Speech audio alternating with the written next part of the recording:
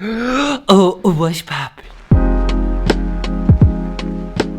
Welcome to What's on my iPhone 11 Pro. I saw a couple of these videos last night and I absolutely love them. It's cool to see what's on people's phones because everyone's phone is very unique. It's a bit like your gym routine or the food that you eat or what's on your laptop. It's all very specific to the individual. My stuff is very business orientated for obvious reasons because I run the fucking house. But there's also entertainment there with social media, and there's also random apps that I want to share with you guys. So this is so fun and I can't wait to show it to you. So I like to keep things pretty simple on my phone. I know it looks like a mess, but I only actually have 2 pages. It's basically 1 page full of apps and I put them all into folders. In terms of probably the biggest one to start off with is finance. So I do a lot of finance stuff here for the house, but also even running my own business, there's like lots of little things you need to know about when it comes to finance, and I want to make it as easy as possible. Obviously the big ones are the banking apps between, my own personal accounts and stuff for the house. We have Bank of Ireland there, we have AIB.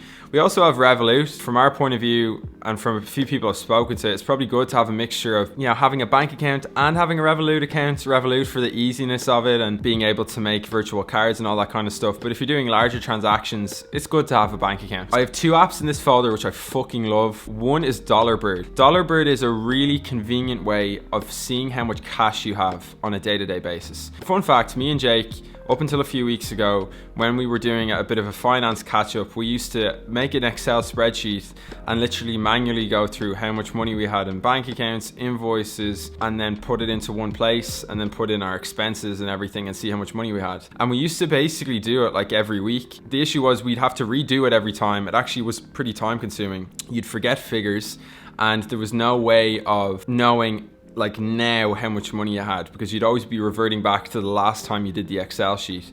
With Dollar Bird, it's basically, imagine Google Calendar, but instead of meetings, you put in how much money you have. So we can put in, we're making, this invoice comes through here now, this is how much money we started off with, here's when the expenses come out, and you can basically project out your cash flow, and it's made our lives so much easier when it comes to looking at how much cash we have in the bank. My other really favorite app is called Receipt Bank. So if anybody's run their own business before, you know that when you're trying to lower your tax bill for the year, you have to claim back all your business expenses. And one of the things with those expenses is you need to keep receipts for all the purchases you did. Otherwise, if revenue did an audit of you, you're fucked if you don't have the receipts, because then you can't properly claim it back. What people normally would have done years ago was, before smartphones, you would have kept all your physical receipts, you would have written on them what it was. So for example, if I bought this piece of tinsel, I would have kept the receipt and written on it tinsel for a YouTube video, put it in a box somewhere safe, and then at the end of the year give it to my accountant, and it's his or her job to go through all the receipts and claim back all those expenses.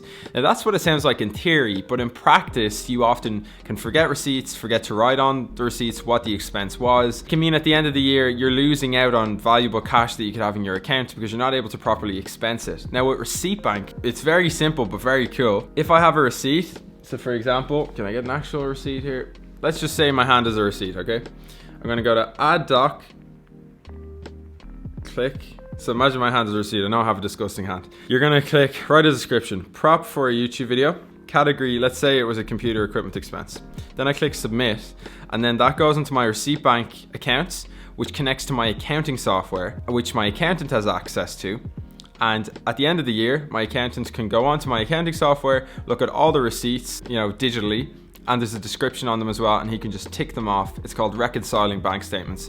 You can reconcile the receipts with the bank statements and just tick them off. Now it's 25 quid a month, which sounds like a lot if you're not used to spending money on business expenses, but if you're a business owner, it's a fucking no-brainer. My second biggest one, and something that's important to me, would be my training. So obviously I know I say it 27 million times a day, I do CrossFit, and there's a couple of key apps for that. So since lockdown, I've been doing remote coaching, which means that I have a coach who is in my old gym. His name is Will. I pay a certain amount a month and he gives me custom programming, but he does my actual workouts on this app called True Coach. So here you can see I have my workouts for Saturday and Sunday. So he can put in my workouts here. When I get to the gym, I'm going to click begin. I can put in, after I've done each exercise, the reps that I've done. I can click completed at the end of it, or if I didn't have time, I can click missed.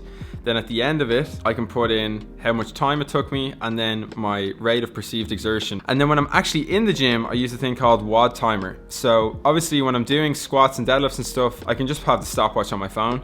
But when I'm doing cardio workouts at the end, It's so great to have smartwatch because A, it's free, and B, it's very customizable for anybody who's done CrossFit workouts before. Then two small ones, MyFitnessPal is for nutrition. I don't really use it as much anymore, but I used to back in the day. But it's a great app for tracking your food, and also you can invite people to be your friends on it. So you could invite your coach, and then he could see what you're eating. He or she could see what you're eating. And then for sort of relaxation, there's the Waking Up app by Sam Harris. It's the best guided meditation app I've ever found. It's $100 a year, but it's fucking so worth it.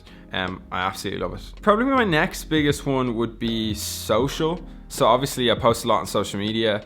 The interesting fact though would be that I often delete the apps. So Instagram in particular, I only really download it when I want to post, and YouTube sort of the same because they're just a massive waste of time otherwise. Some social medias I like to keep there would be Apple Podcasts and Spotify. I always listen to podcasts and to music when I'm just working, so I want to have them there because I use them every day. And then when I want to read, I have Audible there for audiobooks and Kindle for ebooks. I don't read a lot at the moment, but I know at least that they're there if I want to pick up a book. TikTok is just there because I like to check up on the house accounts. I don't really go on it that much. WhatsApp is my main social media, if you want to call it that, because it's how I communicate with everybody in the house, my friends, business. Then for like just business apps, so Adobe Scan is when I need to scan a document to my accountant or someone and I can't get to a printer to scan it. It uses AI to basically, you can take a picture, it creates the borders on it, and then look at that, man. It takes like a super crisp photograph. Instead of me having to go, oh shit, I have to scan something in the office for the accountant, then scan it back to him over email, I can just take a picture and send it to him via Gmail. We use Indeed a lot to hire people, put job applications out. Evernote is just for keeping notes. I don't really use it as much anymore. And WeDownload is an app where if you have a WeTransfer link, you can download it to your phone. It's a bit of a small one, but if you use WeTransfer a lot, it would sort of make sense. On my sort of main taskbar here, I sort of have my 4 apps. Google Calendar is what I like to use to organize my time because it adds together my Fearless Media email and my Go House email, add it all into one place. Gmail is my main like email app. I just like it. I've been using it for quite a while. I'd be open to if Apple Mail was better, which is what Jake uses. Yeah, I sort of avoid Apple Mail because I just don't like it. Day-to-day apps, so a few interesting ones here. Buy Me, we get food ordered to the house because we don't want to waste time actually having to go drive to the shop and come back. Buy Me is an app where on Little Dun stores and Tesco, you can pick out all your foods, you get a custom shopper, they come to your house at a specific time, they do select same day delivery. It's just very convenient, and all you have to do is pay like a bit of a delivery fee. Notion is one of my favorite apps that I've found. It's hard to describe, but it's like a combination of, imagine Word docs together, but also with project management software and an interface that looks really cool, but also like a note-taking app. It sort of meshes everything into one. If I ever have any ideas, I normally put them in there. And then Moby Bikes, they're an electric bike company in Dublin. I use it to just float around the place because it's not always great bringing the car around. A, because I need somebody in it, and B, because parking is expensive and stuff and you're not guaranteed to find a parking spot. So a few of the random ones, free now. I use I get taxis all the time. Spotify is where I listen to all my podcasts, as well as my music. I don't really know how you categorize what my music is, but I have a playlist called DJ Arnold, which has like a lot of my favorite songs, or when I have songs I like, I just add them to it.